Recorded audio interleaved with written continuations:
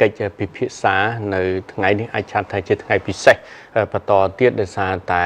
មានរឿងរ៉ាវវិវត្តថ្មីបន្តទៀតទាក់ទិនទៅនឹង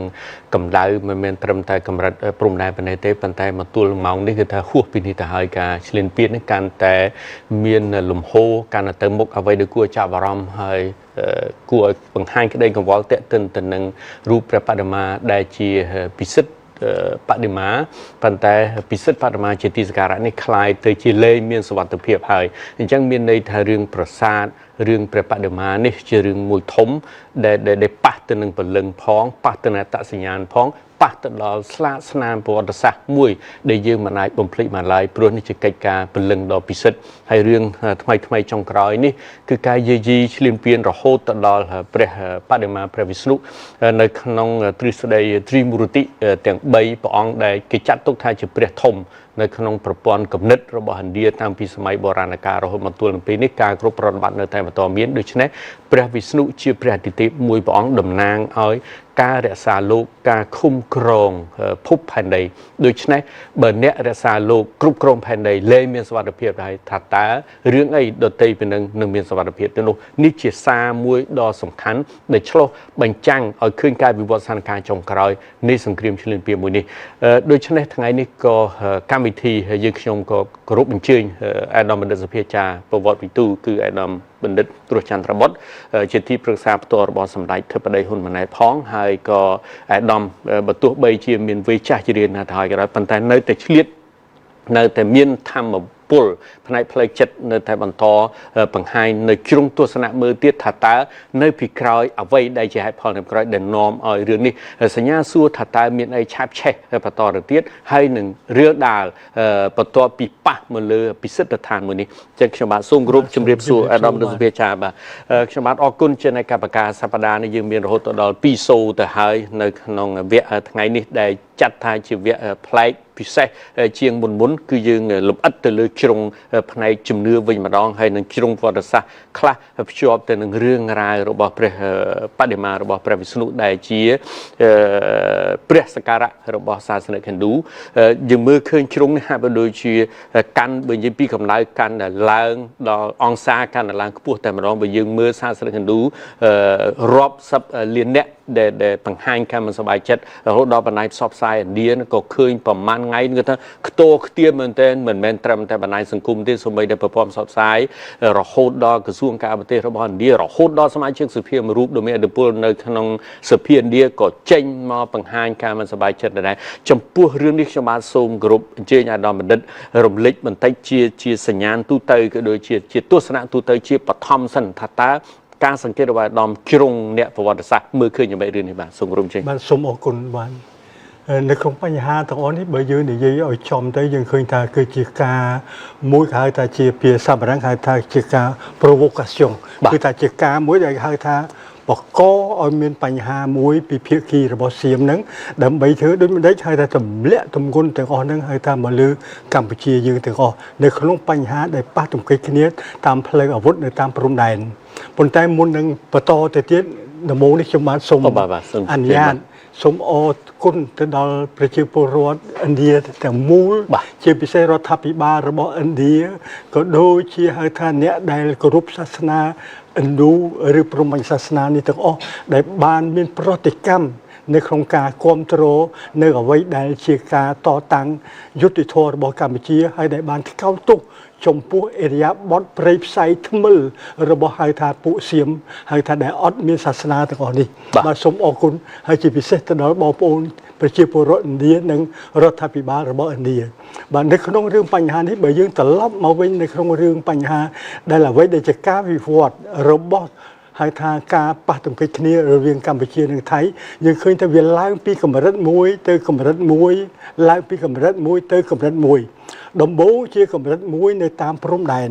បន្ទាប់មកអស់ពីព្រំដែនក្នុងរឿងដែលហៅថា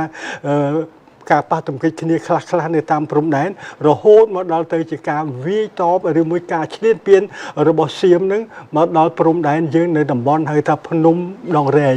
បន្ទាប់មកទៀតយើងឃើញថាចលនាទី2របស់ទ័ពសៀមនឹងការវាយលុក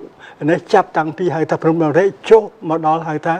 ព្រំក្រវាញចុះមកដល់ខេត្តពោធិ៍សាត់និងកោះកុងអីជាដើមអញ្ចឹងយើងឃើញវាមួយកលៈពីរកលៈបីកលៈហើយកលៈមួយទៀតដែលសំខាន់មែនទែនយើងឃើញថាអ្វីដែលជាការវាយប្រហារមកលើកម្ពុជាផ្លូវអាកាសដែលមានទម្លាក់គ្រាប់បែករហូតចូលមកដល់ជិតបាត់ដំបងទម្លាក់មកលើប្រជាពលរដ្ឋខ្មែរក្មេងចាស់ស៊ីវិលទាំងអស់ជាលក្ខណៈមួយក៏ហៅថាអត់មានគោរពអ្វីដែលជាមនុស្សជាតិមនុស្សធម៌ហើយដែល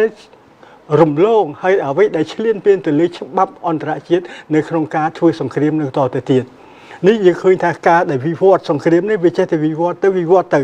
ឡូវនេះយើងចូលមកដល់កន្លែងមួយទៀតដែលហៅថាពួកសៀមនឹងបានអីហៅថាវិវត្តមួយទៀតដើម្បីចង់បំផ្លាញនៅអ្វីដែលជាសាសនាអ្វីដែលជាពលឹងរបស់ខ្មែរនេះកន្លែងនេះដែលពលឹងរបស់ខ្មែរគឺវាស្ថិតនៅលើសាសនាហ្នឹងបើស្ថិតនៅលើសាសនានៅលើអ្វីដែលជាទឹកដីអ្វីដែលជាវប្បធម៌របស់ខ្លួនប៉ុន្តែកន្លែងនេះយើងឃើញរឿងអីបានជាហៅថាវាទៅចុះឡើងហៅថាវាទៅជាទិសក្បាលពួកសៀមហ្នឹងជាមួយនឹងហៅថារូបហៅថាបដិមាកររបស់ព្រះសិវៈនៅឯហៅថាកន្លែងជ្រុង3ជ្រុងហ្នឹងមុំ3បាទអញ្ចឹងកន្លែងហ្នឹងដែលយើងចោទសួរហើយជាពិសេសទៀតស្អីដែលយើងចោទសួរទៀតពួកសៀមទាំងអស់នឹងសុទ្ធតែជាអ្នកដែលគោរពបូជាទៅលើព្រះវិស្ណុព្រះសិវៈព្រះវិស្ណុនិងអ្វីដែលជាព្រហ្មញ្ញសាសនាដែរហើយអ្វីបានជាអ្នកទាំងអស់នឹងហ៊ានរំលោភហ៊ានបំផ្លាញនៅអ្វីដែលជាហៅថាព្រះអាទិទេពរបស់ខ្លួនហើយអាទិទេពរបស់កម្ពុជាអាទិទេពនៅក្នុងពិភពលោករបស់ឥណ្ឌាតទៅទៀតនេះដែលចំណុចដែលយើងសួរតែពួកនេះចង់បានអីបាទពួកនេះចង់បានអីពិតប្រាកដពួកនេះជាថ្មិលឬមួយក៏ជាពួកនេះគ្រាន់តែយកសាសនាដែលខ្លួនគោរពបូជាយ៉ាងផ្ចិតផ្ចង់មែនទែននៅប្រទេសសៀមនេះគ្រាន់តែជាឧបករណ៍ដើម្បីនឹងលាតសន្ធឹងឥទ្ធិពលរបស់ខ្លួនអ្នកណាមួយដែលមិនដឹងថានៅប្រទេសសៀមអ្នកណាមួយដែលអត់គោរពហើយថាព្រហ្មញ្ញសាសនានៅតាមវត្តអារាមនៅតាមទីកន្លែងផ្សេងអ្វីដែលព្រហ្មញ្ញសាសនាអ្វីដែលជាព្រះនរាយណ៍ព្រះសិវៈព្រះព្រហ្មកន្លែងណាក៏មាននៅកន្លែងហាទឹកដីសៀមក៏គោរពបូជាទៅទៀតអ្នកណាមួយក៏ដឹងដែរថាសៀមឲ្យតម្លៃទៅលើសាសនានេះគឺថាជាងហៅថាជាងប្រជាពលរដ្ឋអីផ្សេងទៅទៀតសៀមក៏ដឹងដែរថាអ្វីទៅដែលជាព្រហ្មញ្ញសាសនានៅក្នុងពិភពលោកហ្នឹងគឺថាកន្លែងណាក៏មានឥទ្ធិពលកន្លែងណាក៏ទទួលស្គាល់ឥណ្ឌារាប់ពាន់លានអ្នកក៏បានទទួលស្គាល់ដែរហើយដូច្នេះយើងមើលឃើញកន្លែងហ្នឹងថាជ្រុងហ្នឹងហើយដូចម្ដេចបានជាហៅថា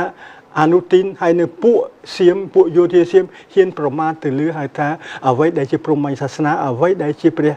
រះសិវៈឬក៏ដូចជាហៅថាព្រះវិស្ណុនិងព្រះព្រហ្មជាដើមកន្លែងនេះដែលយើងគួរឲ្យឆ្ងល់ហើយឆ្ងល់មួយទៀតត្រង់ដែលសម្ដីរបស់នាយករដ្ឋមន្ត្រីចាំផ្ទះសៀមអនុទីនហ្នឹងបានហៅថាបើយើងនិយាយមែនទេដូចស្ដាច់ខោឲ្យពិភពលោកឲ្យឥណ្ឌាអញ្ចឹងគេថា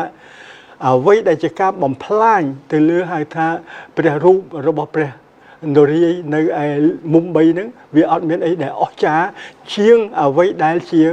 ជើងរបស់ទាហានសៀមម្នាក់ដែលហៅថាបានខូចខាតដែលបានរបួសនោះទេអញ្ចឹងគឺវាទៅជាព្រះអាទិទេពរបស់ពិភពលោកមួយហើយដែលពួកសៀមមន្តគរនឹងគោរពដែរគឺតម្លៃមិនស្មើអ្វីដែលជាជើងមួយដែលឈ្លានពានទឹកដីខ្មែរហើយដែលបាក់ជើងនោះទេដូច្នេះសម្ដីរបស់អនុទីននៅពេលនេះគឺថាជាសម្ដីមួយថ្លោសសម្ដីមួយដែលមើងងាយពិភពលោកមើងងាយទាំងប្រជាជនហើយថាឥណ្ឌារាប់ពាន់លានអ្នកហើយក៏ដូចជាប្រជាជនរបស់ថៃសៀមខ្លួនឯងដែរនេះបានដែលជារឿងមួយដែលយើងគួរកត់សម្គាល់ហើយទី2យើងឃើញថាចេះតាមទស្សនៈរបស់ខ្ញុំអ្វីដែលហៅថាជាការបំផ្លាញទាំងអស់ហ្នឹងវាអាចជាការមួយហៅថាជាការសងសឹកក៏បានអាចជាការមួយទី2យើងអាចថាសៀមវាចង់ធ្វើម៉េចកោះកន្លែងនេះឲ្យបាត់ដើម្បីហៅថាដើម្បីដាក់ព្រំដែនរបស់វាដើម្បីឲ្យចូលមកដល់លើទឹកដីខ្មែរពីព្រោះកន្លែងដែលយើងធ្វើហៅថាកសាងរូបព្រះបដិមានេះគឺថានៅលើទឹកដីខ្មែរដែលឆ្ងាយពីព្រំដែនប្រហែលជា300-400ម៉ែត្រទៅទៀតមិនមែននៅលើនឹងទេហើយដូច្នេះគឺថាបើសិនជាវាបំបត្តិរូបនឹងមួយទៅវាអាចហៅថាពន្លាតអីព្រំដែនរបស់វានឹងឲ្យចូលមកដល់ទឹកដីខ្មែរបានទៅទៀតទី2គឺថាដែលខ្ញុំបានចង់ឲ្យលើកនិយាយទៅចឹងតាក់ទងនឹងរឿងព្រំដែននិងរឿងព្រះនេះប្រហែលជាពួកសៀមទាំងអស់ហ្នឹងវាក្តៅក្រហាយបើក្តៅក្រហាយក្នុងចិត្តនេះដោយសារតែព្រះទាំងអស់ហ្នឹង ព្រះបរមីទាំងអស់តាំងពីពុទ្ធពធព្រះសង្ឃតាំងតែពីហៅថាព្រះសេវៈព្រះព្រំព្រះអិនហើយនឹងហៅថាព្រះនរាយទាំងអស់ហ្នឹងដែលខំជួយការពារទឹកដីខ្មែរការពារអ្វីដែលជាកូនចៅខ្មែរទាំងអស់ហ្នឹងដែលធ្លាប់តែគោរពបូជាហ្នឹងការពារគ្រប់បែបយ៉ាងដើម្បីទប់ទល់នឹងការឈ្លានពានរបស់សៀមហ្នឹងអញ្ចឹងវាដឹងថាវាដែលចាញ់ខ្មែរមិនអាចនឹងឈានចូលទឹកដីខ្មែរដោយសារតែបារមីព្រះអង្គទាំងអស់ហ្នឹងដូច្នេះបានកន្លែងនេះដែលយើងឃើញថាតែកន្លែងនេះដែលវាចង់ធ្វើម៉េចហៅថាសងសឹកមកលើព្រះអាទិទេពហើយចង់ដឹងថាតើវាអាចឈ្នះឬអត់ឈ្នះបាទអរគុណអាដាមរដ្ឋសភាចាចំណាប់អារម្មណ៍ដំបូងធ្វើខ្ញុំចាប់អារម្មណ៍ខ្លាំងដែលអាដាមបណ្ឌិតពលវិទូបានរំលេចតេតិនទៅនឹងរឿងនេះបាទខ្ញុំចូលទៅរឿងជ្រៅបន្តិចតេតិនទៅនឹងរឿងប្រព័ន្ធគំនិតរបស់ហិណ្ឌូបន្តិចប្រព័ន្ធគំនិតរបស់ហិណ្ឌូនេះយើងឃើញព្រះ3ដែលជាសំខាន់គឺមានព្រះព្រំព្រះវិស្ណុនិងព្រះសិវៈហើយព្រះវិស្ណុនេះហើយជាតំណាងឲ្យការថែរក្សានៃភពផែនដីពិភពលោកអញ្ចឹងប្រព័ន្ធគំនិតនេះគឺឆ្លុះបញ្ចាំងអំពីការអោបកសោបសង្គមឥណ្ឌាមួយ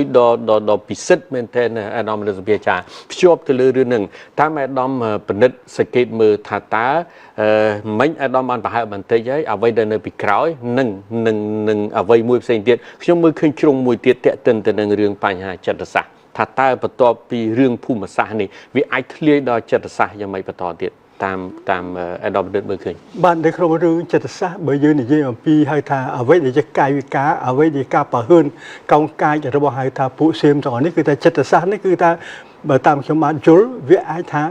វាចង់បង្ហាញថាអាទិទេពទាំងអស់នឹងខ្លាំងមិនក៏ដោយប្រកែកយ៉ាងមិនក៏ដោយរបស់ខ្មែរក៏ដោយរបស់ឥណ្ឌាក៏ដោយរបស់ពិភពលោកក៏ដោយក៏មិនអាចទប់នឹងកម្លាំងទ័ពរបស់អានូទីននិងរបស់សៀមដែរអញ្ចឹងគឺថាគេចង់បង្ហាញថាគេនេះគេអាចឈ្នះអាទិទេពអស់ហ្នឹងហើយនៅក្នុងតំបន់នេះគឺថាសៀមនេះគឺថាគេចង់តាំងខ្លួនគេថាជាមនុស្សមួយអស្ចារ្យប្រទេសជាតិមួយដែលអស្ចារ្យដែលអាចគ្រប់គ្រងតំបន់អាស៊ីអាគ្នេយ៍នេះបានបាទព្រោះចេះអាដាមរដ្ឋសភាចាដោយសារតែប្រាសាទនេះនៅក្នុងប្រព័ន្ធគំនិតដដែលគឺមើលឃើញតែប្រាសាទនេះតំណាងឲ្យជាទេវឋានបានន័យថាជាកន្លែងទេវៈដែលរស់នៅទី1ទីតាំងប្រាសាទអញ្ចឹងបានគេហាមប៉ះពាល់ខ្លាំងរឿងប្រាសាទរឿងព្រះបដិមានេះព្រោះវាប៉ះដល់ព្រលឹងហើយជារួមអាដាមបណ្ឌិតពលវិទូមើលឃើញថាតើការប៉ះទៅលើព្រលឹងនេះវាជាសញ្ញាបង្ហាញយ៉ាងម៉េចក្នុងន័យទាំងទិដ្ឋភាពសាសនាក្នុងន័យទាំងទិដ្ឋភាពនយោបាយព្រោះធម្មតាសាសនាត្រូវតែមុនបាននយោបាយនៅតាមក្រោយជារួមបើយើងមើលជាធំបាទប៉ុន្តែបើយើងច្បែកយកមុំតែសាសនាមួយនេះអាដាមសង្កេតមើលឃើញវាប៉ះយ៉ាងម៉េចបន្តទៀតបាទនៅក្នុងបញ្ហាទាំងអស់នេះយើងឃើញថាដោយពូនសម្ពោធបាទមានប្រសាសន៍អញ្ចឹងគឺថាអ្វីដែលជាព្រលឹងរបស់ឥណ្ឌាបាទពលឹងរបស់ហៅថាព្រហ្មញ្ញសាសនាពលឹងរបស់ខ្មែរហ្នឹងគឺថាវាស្ថិតនៅក្នុងព្រហ្មញ្ញសាសនាហ្នឹងស្ថិតនៅលើហៅថាព្រះអាទិទេពទាំង3អង្គហ្នឹងបាទព្រះអាទិទេពទាំង3អង្គហ្នឹងការដែលគ្រប់គ្រងប្រទេសជាតិតាមទស្សនៈរបស់ខ្ញុំបាទទេគឺថាយើងគ្រប់គ្រងប្រទេសជាតិទៅតាមអ្វីដែលជាការបែងចែកអំណាចរបស់ហៅថាព្រះអាទិទេពទាំង3ទាំង4អង្គហ្នឹងដូច្នេះកន្លែងហ្នឹងដែលជាពលឹងរបស់យើងជាមូលដ្ឋាននយោបាយរបស់កម្ពុជាជាមូលដ្ឋាននយោបាយរបស់ឥណ្ឌាអញ្ចឹងគេថាអ្នកណាដែលកាន់ព្រហ្មញ្ញសាសនាគឺថាគេគោរពយកអ្វីដែលជាមូលដ្ឋានគំនិតមូលដ្ឋានការបែងចែកអំណាចរបស់ហៅថាព្រះអាទិទេពនៅក្នុងព្រហ្មញ្ញសាសនាហ្នឹងដូច្នេះការដែលវាវាយប្រហារមើលលើអ្វីដែលជាហៅថារូបសំណាកអ្វីដែលជាព្រះបដិមារបស់ព្រះសិវៈនេះគឺថាវាចង់បង្ហាញព្រះវិស្ណុនេះគឺថាបាទព្រះវិស្ណុនេះគឺថាចង់បង្ហាញថារូបទាំងអស់ហ្នឹងគ្រាន់តែជាស៊ីម៉ង់គ្រាន់ជាបេតុងឬមួយគ្រាន់តែជាស្ពាន់ទេអញ្ចឹងអត់មានអីដែលអស្ចារ្យទេគឺថាអញ្ចឹងចង់បង្ហាញទី1បំបាក់អ្វីដែលជាការយល់ដឹងការដែលមានជំនឿរបស់ហៅថាកងទ័ពរបស់ខ្មែរក៏ដូចជាទឹកដីរបស់ខ្មែរហើយក៏ដូចជាការមួយដែលចង់លើកទឹកចិត្តទៅដល់ទាហានសៀមក៏ដូចជាប្រជាពលរដ្ឋសៀមថាបដិមាទាំងអស់ហ្នឹងអាទិទេពទាំងអស់ហ្នឹងអត់មានអីអស្ចារ្យទេអញ្ចឹងយើងអត់មានត្រូវការខ្លាចយើងត្រូវមានសេចក្តីក្លាហានត្រូវតែវាយលុកតទៅទៀតបាទអរគុណអាដាមបណ្ឌិតសុភាចាយើងភ្ជាប់ទៅមកជ្រុងតាកតិនទៅនឹងរឿងដដែលហ្នឹងតាមការអង្កេតរបស់អាដាមបណ្ឌិតជាដដែលយើងត្រឡប់ទៅវត្តសាស្ត្រខាងយើងបន្តិចយើងមើលដូចជាចំនួនបណ្ឌិតទិវាករជាដើមអាដាមមើលឃើញថាតើចំនួនមុនកសាងឆ្លងកាត់នៅប្រព័ន្ធគំនិតប្រព័ន្ធ ជំនឿពិសេសគឺ Hindu ដដែលហ្នឹងអានោះមើលឃើញថាមិនដែរនៅពេលដែលការកសាងជាបដិមាក្តីជាតួភាសាក្តីគេអធិដ្ឋានចិត្តសម្បើមណាស់គេគោរពសម្បើមណាស់នៅក្នុងតួភាសានោះជប់បើប៉ះអញ្ចឹងសួរថាតើតាមការគិតមើលនឹងខ្ញុំបាទមិនហ៊ានប្រើពាក្យព្យាករណ៍ថាតាមការកាក់ស្មានមើលដែលដំពិសោធន៍នៅក្នុងកិច្ចការស្រាវជ្រាវមើលឃើញថាតើចំហាយនៃអំពើវិជ្ជៈទៅលើបុគ្គលយ៉ាងម៉េចដែរបាទនៅក្នុងនោះខ្ញុំបាទសូមត្រឡប់បន្តិចបាទចង់ជម្រាបទៅដល់បងប្អូនទាំងអស់ឲ្យបានជ្រាបថាអ្វីដែលជាព្រហ្មញ្ញសាសនាគឺថាទេវៈទាំង3ទាំង4តាំងពីប្រអិនឡើងថែមមួយទៀតទេវៈមានដល់ទៅ4បាទអញ្ចឹងអ្នកទាំងអស់នោះសុទ្ធតែជាអ្នកដែលថែរក្សាកសាងហៅថាអ្វីវាដឹកនាំសង្គមជាតិអ្វីដែលជាចក្រវាលទាំងអស់នេះហើយយើងឃើញថាទាំងអស់ហ្នឹងគឺថាត្រូវបានប្រជាពលរដ្ឋប្រជាជនឥណ្ឌារាប់ពាន់លានអ្នកបានគោរពបូជារហូតមកដល់បច្ចុប្បន្ននេះប៉ុន្តែអ្វីដែលជាមានលក្ខណៈមួយហៅថាផ្លែផ្កានៅក្នុងការគោរពហៅថាព្រហ្មញ្ញសាសនាទាំង4ហៅថាទៅលើទេវៈទាំង4នេះយើងឃើញថានៅក្នុងប្រទេសឥណ្ឌាអត់មានស្អីដែលជាលក្ខណៈមួយឲ្យខូចលេចធ្លោទេអ្វីដែលលេចធ្លោអស្ចារ្យនេះគឺថាអ្វីដែលជាការគោរពអ្វីដែលជាការអនុវត្តលេចធ្លោនៅលើទឹកដីកម្ពុជាបាទអញ្ចឹងគឺថាប្រាសាទទាំងអស់ដែលមាននៅលើទឹកដីកម្ពុជាពលឹងទាំងអស់នៅលើទឹកដីកម្ពុជានៅតាមប្រាសាទហ្នឹងគឺវាចេញមកអំពីហៅថាអ្វីដែលជាពលឹងរបស់ព្រះអាទិទេពទាំង4នោះបាទដូច្នេះយើងឃើញថាទាំងអស់ហ្នឹងគឺថាអ្វីដែលវាប៉ះពាល់មិនមែនត្រឹមតែពលឹងរបស់ខ្មែរប៉ះពាល់ទៅដល់អ្វីដែលអាទិទេពអញ្ចឹងហើយកន្លែងនេះដែលខ្ញុំបានចង់ជម្រាបថាវាចង់ធ្វើលក្ខណៈមិនដែលយើងឃើញថាពួកសៀមនឹងវាចង់ធ្វើម៉េចបំផ្លាញនៅលើអ្វីដែលជាពលឹងរបស់ខ្មែរហើយចង់បំផ្លាញនេះមិនមែនត្រឹមពលឹងខ្មែរដែលវាមើលអត់ឃើញវាបំផ្លាញពលឹងរបស់ហៅថាប្រជាពលរដ្ឋឥណ្ឌាតទៅទៀតកន្លែងហ្នឹងហើយដែលវាដូចជាវាប្រកាសសង្គ្រាមសាសនាមួយថាពួកវានឹងសៀមនឹងគឺថាវាអាចធ្វើអីបានវាខ្លាំងប៉ុន្តែអ្វីដែលពួកសៀមភ្លេចខ្លួនឯងនេះគឺថាវាភ្លេចខ្លួនឯងត្រង់ថាអ្វីដែលវារស់មកដល់សពថ្ងៃនេះគឺវារស់ដោយសារពលឹងរបស់ខ្មែរអាទិទេពទាំង4នឹងហើយដែលហៅថាចងក្រងឲ្យពួកវានឹងបានរីកចម្រើនដល់បច្ចុប្បន្នអ្វីដែលពួកវាមានជំនឿនឹងទៅលើកសែងយ័ន្តទៅលើអ្វីដែលជាកថាទាំងអស់ហ្នឹងសុទ្ធតែចេញមកពីហៅថាព្រះអាទិទេពទាំង3ទាំង4អង្គនេះដូច្នេះនៅពេលនេះខ្ញុំបានមានជឿថាអាកថាដែលវាពាក់គ្រប់គ្នាដែលវាដាក់តាមឡានគ្រប់គ្នាដាក់នៅតាមផ្ទះគ្រប់គ្នាហើយដែលវាមាននៅក្នុងវត្តទាំងអស់គ្នាហ្នឹងវាអាចនឹងចាប់ផ្ដើមផ្ទុះឡើងហើយបំផ្លាញអ្វីដែលជាសង្គមជាតិរបស់សៀមនឹងឲ្យរលត់រលាយអញ្ចឹងបានយើងឃើញថាអ្វីដែលជាទឹកជំនន់អ្វីដែលជាការផ្ទុះនៅតាមផ្សេងហៅថាជាគ្រោះធម្មជាតិហ្នឹងយើងឃើញថាបានចាប់ផ្ដើមជាបន្តនៅឯប្រទេសសៀមបាទអរគុណអាដាមបណ្ឌិតយើងខ្ញុំត្រឡប់ទៅរឿងទិដ្ឋភាពនយោបាយមិនយើងបានជជែកច្រើនជំវិញទាំងទិដ្ឋភាពសាសនាទិដ្ឋភាពពលឹងទិដ្ឋភាពជ្រុងវត្តសាស្ត្រខ្លះប៉ុន្តែលើយើងងាកមកទិដ្ឋភាពនយោបាយវិញក្នុងករណីនេះនៅពេលដែលសាសនិក Hindu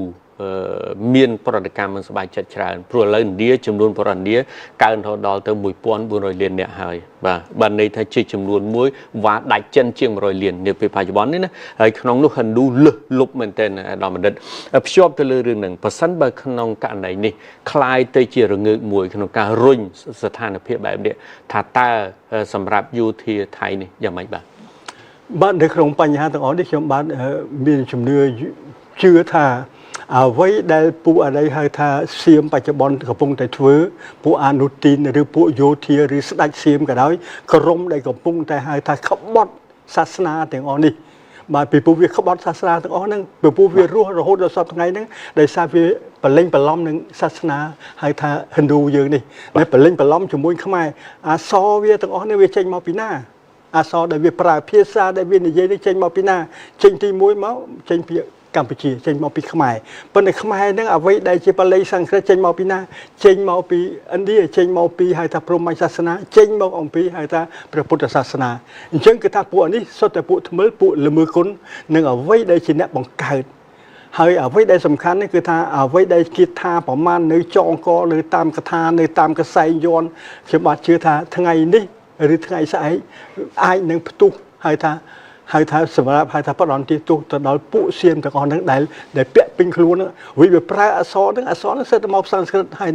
បាលីសំស្ក្រឹតបាលីនេះគឺតំណាងឲ្យអីគឺតំណាងឲ្យព្រហ្មញ្ញសាសនាតំណាងឲ្យព្រះពុទ្ធសាសនាអញ្ចឹងកន្លែងហ្នឹងឯង កន្លែងហ្នឹងហើយដែលបង្ហាញឲ្យពិភពលោកមើលឃើញថាពួកសៀមបច្ចុប្បន្ននេះគឺថាសុទ្ធតែជាពួកល្មើសគុណវាអត់ដឹងថាវាចេញកើតមកពីរុនណាទេបាទដល់មួយពេលមួយរុនហ្នឹងដែលវាកើតហើយវាខ្លាំងហើយវាជន់ឈ្លីនៅអ្វីដែលជាអតីតកាលអ្វីដែលជាអ្នកមានគុណរបស់ខ្លួនដូច្នេះខ្ញុំបានជឿថានៅពេលនេះគឺថាបើសិនជាហើយថាពិភពលោកហើយជាពិសេសចាប់ផ្ដើមឡើងពីប្រទេសឥណ្ឌាប្រជាពលរដ្ឋឥណ្ឌានេះគេថាចាប់ផ្ដើមយករឿងហ្នឹងជារឿងមួយធំរបស់សាសនារឿងមួយធំរបស់ពិភពលោកខ្ញុំបានជឿថាទៅអនាគតហើយថាសៀមទាំងមូលអាចនឹងទទួលនៅកម្មពីវិរិយហ្នឹងដែលมันអាចនឹងហៅថារើបង្រាស់បានជាដាច់ខាតអញ្ចឹងយើងឃើញថាអ្វីដែលជាគ្រោះធម្មជាតិគឺថាចាប់ផ្ដើមជាបដៅទៅហើយគ្រោះធម្មជាតិនេះខ្ញុំបានជឿថាមិនមែនហៅថាចប់នៅក្នុងថ្ងៃនេះឬថ្ងៃស្អែកទេសូម្បីតែអ្នកវិទ្យាសាស្ត្រក៏បានទស្សន៍ទាយដែរថាគ្រោះធម្មជាតិនេះត្រូវតែមានបាងកកត្រូវតែរលំត្រូវតែលិចត្រូវតែរលាយអ្វីដែលជាការអញ្ជួយផែនដីត្រូវតែមានហើយបើសិនជាយើងផ្គុំជាមួយនឹងអ្វីដែលជាមន្តអាគមសិលសាស្ត្ររបស់បុព្វបុរសហៅថានៅឥណ្ឌាក៏ដូចជានៅកម្ពុជាដែលសៀមវាយកទៅដាក់ជាប់នៅខ្លួនដាក់ជាប់នៅក្នុងផ្ទះដាក់ជាប់នៅក្នុងវត្តកន្លែងហ្នឹងក៏អាចនឹងផ្ទុះនៅកន្លែងហ្នឹងដែរអញ្ចឹងបានកន្លែងនេះខ្ញុំបានឆ្ងល់ថាអ្នកនយោបាយសៀមយូរទៅគឺថាហៅថាមិនដឹងជាយ៉ាងម៉េចទៅជាដៃជន់ជើងខ្លួនឯងដែលទៅធ្វើអត្តឃាតខ្លួនឯងអ្វីដែលជាអត្តសញ្ញាណរបស់ពួកខ្លួនខំប្រឹងតែយកពីខ្មែរទៅធ្វើជាអត្តសញ្ញាណរបស់ខ្លួនសប្ងៃខ្លួនកំពុងតែបំផ្លាញអត្តសញ្ញាណរបស់ខ្លួនអញ្ចឹងបានយើងសួរថាសៀមកំពុងតែធ្វើអត្តឃាតឬយ៉ាងម៉េចដំបូងវាត្រឹមតែនៅក្នុងហៅថាកម្ពុជាមួយសៀមឥឡូវនេះគឺថាវាប៉ះដល់អ្វីដែលជាសាសនាប៉ះដល់អ្វីដែលជាអ្នកដែលគោរពអ្វីទៅដែលជាព្រហ្មញ្ញសាសនាអ្វីទៅជាហៅថាព្រះអាទិទេពមានតាំងពីព្រះវិស្ណុមានតាំងពីព្រះសិវៈមានតាំងពីព្រះព្រហ្មបាទពីព្រោះអ្វីដែលជាកំណត់អតីតចក្រវាលយើងនេះតាំងពីកើតរហូតដល់សពថ្ងៃនេះយើងឃើញថាអ្នកដែលកំណត់នៅចក្រវាលនេះយើងឃើញមានតាំងពីច្បាប់មានតាំងពីទម្លាប់មានតាំងពីការគ្រប់គ្រងគឺព្រះអាទិទេពទាំង3ហ្នឹងហើយយើងឃើញនៅកន្លែងនេះខ្ញុំបានសម្បើកវងកញ្ចក់ដើម្បីឲ្យបងប្អូននឹងជ្រាបនៅព្រះសិវៈលោកមានមហិទ្ធិឫទ្ធិអំណាចនៅក្នុងការដូចជាកាត់ទោសអាចនឹងបំផ្លាញអ្វីក៏បានហើយចំណែកឲ្យដល់ព្រះវិស្ណុគឺជាអ្នកបង្កើតលោកបាទលោកអ្នកបង្កើតអញ្ចឹងក៏ដែលយើងឃើញរូបដែលព្រះអង្គផ្ទុំទៅលើនេះគឺថាលោកកំពុងតែគិតថាតើព្រះអង្គត្រូវធ្វើម៉េចបង្កើតលោកនៅយ៉ាងម៉េចអញ្ចឹងបានយើងឃើញមានផ្សិតមួយបាទមានកន្លែងផ្សិតលោកហ្នឹងចេញផ្កាឈូកមួយមកបាទផ្កាឈូកហ្នឹងនៅលើផ្កាឈូកហ្នឹងមានរូបព្រះព្រំព្រះព្រំឈូកហ្នឹងបានសេចក្តីថាជាចក្រវាលឯព្រះព្រំហ្នឹងគឺជាហៅថាព្រះអាទិទេពដែលមានទូនាទីដើម្បីគ្រប់គ្រងហៅថាជារដ្ឋបាលហៅថានៅក្នុងមួយបកកើតមួយអ្នកគ្រប់គ្រងមានអំណាចហើយអ្នកមួយទៀតហៅថាជាអ្នកដែលមានអំណាចមើលទាំងអស់រួចហើយនៅក្នុងនឹងប្រព័ន្ធនឹងទៀតយើងមានមួយទៀតស្ដេចយមរាជគឺតំណាងឲ្យតុលាការអញ្ចឹងបើយើងនិយាយមែនទេគឺថាអំណាចហៅថានីតិប្រតិបត្តិនីតិបញ្ញត្តិតុលាការអំណាចទាំង3នេះគឺមាននៅក្នុងហៅថាសាសនាហៅថាព្រហ្មញ្ញសាសនាមានទាំងអស់ប៉ុន្តែគ្រាន់តែយើងអ្នកសិក្សាផងយើងអត់ដែលបានចាប់អារម្មណ៍អញ្ចឹងយើងមានទាំងអស់ហ្នឹងអ្វីហៅថាជាអំណាចហ្នឹងវាមានការគិតការពិចារណាហ្នឹងមុនដែលពួកអឺរ៉ុបទេពួកអឺរ៉ុបហ្នឹងទើបតែបានស្គាល់រឿងទាំងអស់ហ្នឹងនៅសតវត្សទី18ជាមួយនឹងម៉ុងតេសៀទេបាទអញ្ចឹងបាទអរគុណអាដាមដិតវិចាបន្តទៅទៀតជាទស្សនៈផ្ទាល់របស់អាដាមដិតទេក្នុងការមើលទៅមុខតទៅទៀតប្រសិនបើស្ថានភាពនេះរងើកភ្លើងនេះនៅតែរសាត់ទៅឆ្ងាយហើយកាន់តែរីកអញ្ចឹងហើយជារួមអាដាមបណ្ឌិតមើលឃើញថាតើវាអាចជះអីខ្លះមកដល់ណាខ្លះហើយវាចេញពីជ្រុងណាខ្ញុំបានឃើញថារឿងទាំងអស់នេះគឺជារឿងមួយបើយើងនិយាយឲ្យចំជារឿងមួយដុតបាទដុតអីហៅថានៅតំបន់អាស៊ីអាគ្នេយ៍នេះទាំងមូលហើយរឿងទាំងអស់នេះទោះបីជាមហាអំណាចណាមួយទៀតមកចេញមកពាំងឬមកជួយការពារហៅថាពួកសៀមនៅក្នុងការដែលប្រមាថទៅលើសាសនានេះគឺថាខ្ញុំបាទជឿថាអត់មានអ្នកណាហ៊ានដែលចេញមុខមកការពារឬមកអីហៅថាលើកស្ទួយពួកសៀមនឹងតទៅមុខទៅទៀតទេបាទពីព្រោះនេះជារឿងមួយដែលតាក់ទងជាមួយនឹងសាសនារឿងសាសនានេះសូម្បីតែសាសនាខាងគ្រិស្តសាសនាក៏អត់មានណាហ៊ានប៉ះពាល់អ្វីដែលតាក់ទងជាមួយនឹងសាសនារបស់អ៊ីស្រាអែលក៏អត់មានណាហ៊ានប៉ះពាល់ពីព្រោះជារឿងជំនឿ បាទហើយកណាអ្នកនឹងហ៊ានប៉ះពាល់ទៅដល់ជំនឿបានសេចក្តីថាអ្នកនឹងមួយមិនគោរពច្បាប់អន្តរជាតិទេដូច្នេះរឿងជំនឿនេះគឺថាគេខ្លាចមិនឲ្យមានជំនឿដូច្នេះយើងចាំមើលតទៅទៀតតើអន្តរជាតិតើពិភពលោកតើអាចមានវិធានការយ៉ាងម៉េចអាចមានប្រតិកម្មយ៉ាងម៉េចនៅក្នុងបញ្ហាទាំងអស់នេះបាទព្រោះបញ្ហានេះគឺថាវាប៉ះពាល់ដល់ជំនឿហើយជំនឿទាំងអស់នេះវាអាចទៅជាកបិតចិត្តដងឯងសម្រាប់សៀមទៀតពីព្រោះប្រជាពលរដ្ឋសៀមទាំងអស់គឺជឿទៅលើជំនឿទាំងអស់នេះជឿទៅលើព្រះអាទិទេពទាំង3ទាំង4អង្គនេះនៅយើងដូច្នេះបើសិនជាអ្នកទាំងអស់នឹងវាមើលងាយដល់អ្វីដែលជាហៅថាព្រះអាទិទេពដែលធ្លាប់តែពួកសៀមគោរពបូជាហើយដែលធ្លាប់មានតាមវត្តសៀមទាំងអស់ខ្ញុំបាទជឿថាកន្លែងនេះដែលជាកបិតចិត្តអង្គឯងហើយអ្វីដែលជាអ្នកនយោបាយសៀមនឹងពួកអនុទិនឬពួកស្ដេចអីក៏ដោយកំពុងតែធ្វើអត្តឃាតយើងសួរថាតើនៅតាមវត្តរបស់សៀមនីមួយៗកន្លែងណាមួយដែលអត់មានប្រអិនកន្លែងណាមួយដែលអត់មានព្រះព្រហ្មកន្លែងណាមួយដែលអត់មានព្រះវិស្ណុកន្លែងហ្នឹងមានទាំងអស់គ្រប់ទាំងអស់នៅកន្លែងហ្នឹងអញ្ចឹងបានថាកន្លែងនេះវាអាចទៅជាកបិតចិត្តអង្គឯងឬមួយគឺថាពួកសៀមកំពុងតែដល់ពេលមួយហៅថាដល់ថ្ងៃឥសាមួយដែលអាចធ្វើឲ្យមានការជ្រួលច្របល់ដែលអាចលែងឲ្យមានការគ្រប់គ្រងអំពីសំណាក់ប្រជាពលរដ្ឋរបស់ខ្លួនហើយអ្វីដែលទាំងអស់នោះដែលពួកសៀមសពថ្ងៃភ្លេចថាអក្សរទាំងអស់ដែលខ្លួនប្រើមុនឲ្យគុំដែលខ្លួនប្រើទាំងអស់ចេញមកពីណាចេញមកពីកម្ពុជាចេញមកពីខ្មែរហើយខ្មែរនឹងបានទទួលទាំងអស់ហ្នឹងមកពីណាមកពីព្រហ្មញ្ញសាសនានឹងទាំងអស់ហើយអ្វីដែលតំណាងឲ្យហៅថាការរីកចម្រើនរបស់ព្រហ្មញ្ញសាសនានៅក្នុងពិភពលោកយេស៊ូថានៅកន្លែងណានៅឥណ្ឌាមានមនុស្សច្រើនមែនការគោរពប៉ុន្តែអ្វីដែលជាសមិទ្ធផលរបស់ព្រហ្មញ្ញសាសនាគឺនៅណាគឺនៅលើទឹកដីកម្ពុជាទាំងស្រុងបាទដូច្នេះការដែលប្រមាថទាំងអស់នេះគឺថាមិនមែនប្រមាថទៅលើខ្មែរប្រមាថទៅលើព្រះហើយថានរីមួយនេះគឺប្រមាថទៅលើពិភពលោកដូច្នេះយើងចាំមើលតទៅទៀតតើពិភពលោកជាពិសេសប្រទេសឥណ្ឌាអាចនឹងដាក់ទណ្ឌកម្មយ៉ាងម៉េចខ្លះមានវិធានការយ៉ាងម៉េចខ្លះដើម្បីនឹងគៀបសង្កត់ដើម្បីនឹងហៅថាកំណត់ហៅថាជំហានរបស់សៀមក្នុងការគោរពនៅអ្វីដែលជាសង្គ្រាមអ្វីគោរពអ្វីដែលជាសាសនាពីព្រោះរឿងសាសនាមិនមែនជារឿងធម្មតាហើយបើសិនជាពេលហ្នឹងខ្ញុំបានចង់បាទបញ្ជាក់បន្តិចគេអាចគេលោវាខ្លាំងបន្តិចក៏មិនដឹងប៉ុន្តែយើងមើលហៅថាអ្នកនយោបាយឥណ្ឌាដែលហ៊ានមានប្រតិកម្មប៉ុណ្ណេះយើងសួរថាតើគេមានគិតទេមុនមានប្រតិកម្មគេគិតទេបាទបើសិនជាឥណ្ឌាអត់ប្រតិកម្មតើប្រជាពលរដ្ឋឥណ្ឌាហៅថាជិត 2000 លានអ្នកហ្នឹងគិតយ៉ាងម៉េចបាទទី1ទី2បើសិនជាក្នុងពេលឥឡូវនេះគិតប៉ុណ្្នឹងហើយឥណ្ឌាអត់ចេះការពារអ្វីដែលជាជំនឿសាសនារបស់ខ្លួនហើយការពារកម្ពុជាទេតើនយោបាយរបស់ឥណ្ឌាយ៉ាងម៉េចដែរនៅក្នុងពិភពលោកដូច្នេះរឿងនេះវាចងមុនដំបូងវាចងតែកម្ពុជាជាមួយនឹងសៀមកម្ពុជាជាមួយចិនកម្ពុជាជាមួយនឹងអាមេរិកកាំងនៅក្នុងតំបន់អាស៊ានប៉ុន្តែឥឡូវនេះគឺថារឿងទាំងអស់នេះវាទៅចងឥណ្ឌាមួយទៀតចងឥណ្ឌាមួយទៀតអញ្ចឹងឥណ្ឌាត្រូវធ្វើយ៉ាងម៉េចបាទធ្វើយ៉ាងម៉េចហើយនៅក្នុងនេះយើងចាំមើលតទៅទៀតថាតើ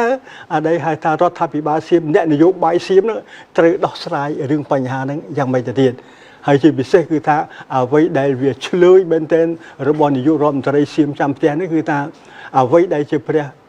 ហៅថាវិស្ណុរបស់ខ្មែរយើងរបស់ពិភពលោកយើងឃើញថាវាថាអត់ស្មើនឹងជើងរបស់ហៅថាទាហានវាដែលត្រូវគ្របនោះដែរនេះដែលជារឿងមួយដែលហៅថាពិភពលោកមិនអាចទទួលបានបាទអរគុណមែនទែនខ្ញុំចាប់អារម្មណ៍ខ្លាំងដែលអាដាមប្រវត្តិវិទូរំលេចមុននេះបន្តិចតេតិនទៅនឹងរឿងខ្ញុំអាចសង្ខេបមកក្នុងនោះមាន3សំខាន់ដែលគេពិបាកក្នុងការដោះស្រាយទី1គឺរឿងសាសនាដែលអាដាមរំលេចមិញទី2គឺរឿងទឹកដីរឿងទឹករឿងដីនេះគឺជារឿងស្មុគស្មាញដែលបាទដោះស្រាយហើយទី3គឺរឿងមនោគមវិជ្ជាកតាវត្តសាសនាអញ្ចឹងជារួមមកនឹងក្នុងជាចុងក្រោយដោយសារយើងនៅសល់ពេល4នាទីទេអាដាមបណ្ឌិតអាដាមបណ្ឌិតមានទស្សនាទានយ៉ាងម៉េចក្នុងរឿងទាំងអស់នេះថាតើវាអាចជាឈ្នួនដោយការពីសប្តាហ៍មុនដែលអាដាមបានរំលេចថាចង់មិនចង់វានឹងឈ្នួនរុញឲ្យហួសពីបន្ទាត់ក្រហមមិននឹងហៅពាក្យថាម៉េចទេព្រោះវាផុតបន្ទាត់ក្រហមហើយមិននឹងហៅម៉េចទេអញ្ចឹងរឿងនេះតាមការកត់សម្គាល់បែបអាដាមជាទស្សនាទាននេះទៅមុខទៀតយ៉ាងម៉េចបាទខ្ញុំបានឃើញទៅមុខតទៅទៀតនេះយើងឃើញរឿងនេះគឺថាទៅយើងមិនដឹងជាដល់កន្លែងណាត្រូវបត់ឆ្វេងឬបត់ស្ដាំទេពីព្រោះទាំងអស់នេះរឿងទាំងអស់នេះគឺថាពួកសៀមពួកអនុទីននេះគឺថាវារុញទៅដល់កន្លែងមួយហៅថាបើយើងនិយាយមែនទេដល់អញ្ចឹង បាទដល់អញ្ចឹងឲ្យដល់យើងវាអត់មានផ្លូវបែកទៅឆ្វេងបែកទៅស្ដាំមិនដឹងទៅផ្លូវណាហើយជាពិសេសគេថាទៅអញ្ចឹងនេះវាប៉ះនៅណាប៉ះនឹងហៅថាឥណ្ឌាប៉ះនឹងហៅថាសាសនារឿងសាសនានេះមួយជារឿងធំណាស់ដែលពិភពលោកមិនអាចនឹងគេហៅថារំលងបានទេហើយជាពិសេសព្រហ្មញ្ញសាសនានេះគឺថាជាសាសនាមួយដែលមានមនុស្សគោរពបូជាហើយកន្លែងសមិទ្ធផលរបស់ព្រហ្មញ្ញសាសនាដូចខ្ញុំបានជម្រាបមិញគឺថានៅកម្ពុជាបើយើងនិយាយឲ្យចំទៅគឺថាអ្វីដែលជាសារមន្ទីរព្រហ្មញ្ញសាសនាគឺនៅកម្ពុជាដូច្នេះយើងឃើញថាមួយសៀមវានាំគ្នាបុកនេះមុនដំបូងវានិយាយហ្នឹងគឺថាវាស្មានតែធម្មតាវាអត់គិតថាគេថាបុករឿងព្រហ្មញ្ញសាសនាគឺបុកចំឥណ្ឌាហើយវាបុកមែនទៅវាធ្វើអត្តឃាតខ្លួនឯងវាបុកចំខ្លួនឯងអ្វីជាដាវលំពេងកភ្លើងរបស់វាហ្នឹងកប៉ាល់ហោះវាដែលប្រើហ្នឹងវាទម្លាក់លើខ្លួនឯងទៅវិញដូច្នេះកន្លែងនេះដែលសាសនាទាំងអស់ហ្នឹងនៅក្នុងអ្វីដែលជាច្បាប់អន្តរជាតិនៅអង្គការសហប្រជាជាតិឬមួយលើជំនឿគឺថាអត់មានអ្នកណាគេអាចគ្រប់គ្រងហៅថានយោបាយឬក៏អ្វីដែលផ្នត់គំនិតរបស់សៀមទាំងអស់នេះបានទេអានេះចេញមកគឺថាវាថ្មិលល្បងបានបើស្ដីថាអ្នកទាំងអស់នេះគឺថាចោលមកជាទាំងអស់បាទអរគុណអាដាមបណ្ឌិតនៅសមនាទីទៀតជាចុងក្រោយដោយសារអាដាមក៏ជាទីប្រឹក្សាផ្ទាល់របស់សម្ដេចធិបតីដែរអាដាមបណ្ឌិតបងដូចទូមើលឃើញថាម៉េចយើងខ្លួនយើងវិញខាងក្នុងវិញថាតើអាដាមមានជាទស្សនាជាយោបល់យ៉ាងម៉េចក្នុងការជំរុញក៏ដូចជាថ្លែងនៅការអរគុណដល់ឥណ្ឌាក្នុងការលើកខេសករណីនឹងឡើងយ៉ាងម៉េចជាទស្សនៈផ្ទាល់បាទដូចខ្ញុំបាទពីដើមទីខ្ញុំបាទអរគុណទៅដល់រដ្ឋាភិបាលឥណ្ឌាក៏ដូចជាប្រជាជនឥណ្ឌាដែរដែលបានគ្រប់គ្រងហើយដែលបានថ្កោលទោសទៅលើហៅថាពួកសៀមអ្នកនយោបាយសៀមទាំងអស់នេះអញ្ចឹងបានកន្លែងហ្នឹងឲ្យសូម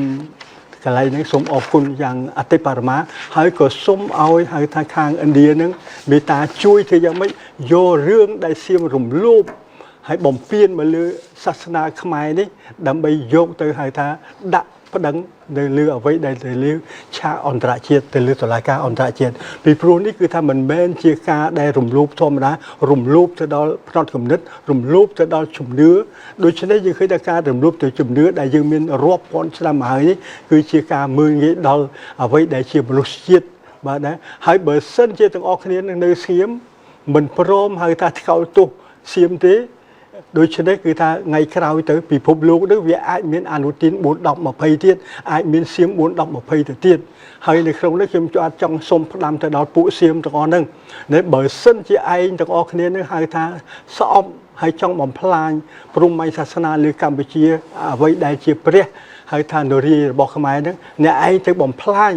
ប្រាសាទខ្មែរដែលមាននៅលើទឹកដីរបស់អ្នកឯងសិនអ្នកឯងទៅបំផ្លាញទាំងអស់វត្តអារាមទាំងអស់របស់អ្នកឯងនៅក្នុងទឹកដីរបស់អ្នកឯងពីព្រោះអ្វីដែលជាវប្បធម៌របស់ខ្មែរសពថ្ងៃហ្នឹងវាមានតាំងពីព្រហ្មញ្ញសាសនាវាមានទាំងព្រះពុទ្ធសាសនាអញ្ចឹងអ្នកឯងត្រូវធ្វើមិនបំផ្លាញអ្វីដែលវត្តអារាមអ្វីដែលហៅថារូបទាំងអស់ដែលមានតកតងនឹងព្រហ្មញ្ញសាសនានៅស្រុកនេះឯងបំផ្លាញចោលអស់សិនអានឹងបើសិនជាអ្នកឯងជាអ្នកនយោបាយជាអ្នកឯងជាមនុស្សកូនប្រុសមែនបាទសូមអរគុណយ៉ាងជ្រាលជ្រៅសារអនុលោមតាមពេលវេលាកំណត់ត្រឹមប៉ុណ្ណេះខ្ញុំបាទសូមថ្លែងអរគុណពួកអាដាមបណ្ឌិតបាទប្រិមត្តទូរទស្សនិកជនជាទីគោរពនិងជាទីមន្ត្រីសារពេលវេលាកំណត់ត្រឹមប៉ុណ្ណេះខ្ញុំបាទរួមមួយលើអាដាមវគ្គខមិននិងសហការីទាំងអស់សូមអរគុណសូមលំអរកាយគ្រប់លាបាទ